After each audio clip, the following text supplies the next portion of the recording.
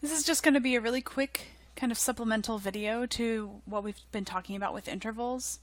I just wanted to talk to you about the concept of consonants versus dissonance. You'll hear musicians talk about those things a lot, so I want you to be well versed in exactly what that kind of thing means. Generally, when we talk about intervals that are dissonant, we're talking about intervals that need to resolve someplace. They usually have a little bit of a harsher sound to them, like kind of crunchy. And consonants does not have that. Consonants feels more like it has more stability to it. It's actually kind of hard to explain, but you're probably noticing a little bit of that with your hearing exercises with your intervals. So the way that we kind of define these, we like categorize these intervals in different ways. So perfect intervals, perfect unisons, perfect octaves, perfect fifths, and usually perfect fourths are considered consonances, and that's because they have a very kind of pure sound to them. They don't need to resolve. They're fine. In some circumstances, a perfect fourth is considered a dissonance. I'm not concerned that you really know what that is yet. You'll learn that later on, but just kind of keep it in the back of your head that a perfect fourth can sometimes be one or the other depending on the context. But for right now, it's not really important that you know that so much, but just kind of tuck it away, and later on you'll hear it and be like, oh yeah, I remember that. Perfect intervals are consonant, and any thirds or sixths, so major and minor thirds and major and minor sixths, those are also consonant intervals. Those are generally pretty stable. They sound fine, like they don't need to go someplace else.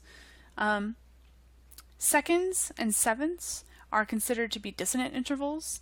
They have that kind of crunchiness to them. Like if you think about seconds, like how close those notes are together, sometimes kind of sounds a little bit weird. Same with sevenths. They're very far apart, but just the way that they kind of clash.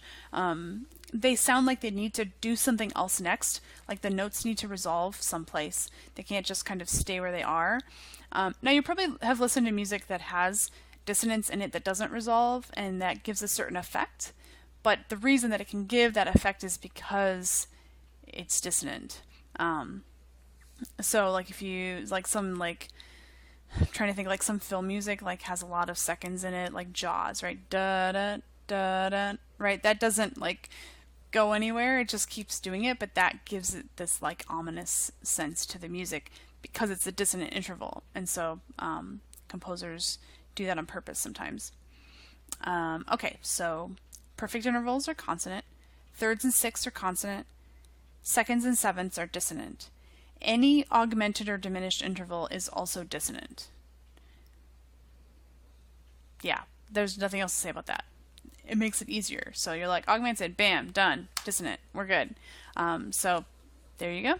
It's good to know that, to categorize those. You might want to write that down in your notes and just kind of have like a little chart or something so that you remember that, because you'll probably be tested on that at some point. It's not like a major point, but it is something that it's good to know, and you will hear people talk about that.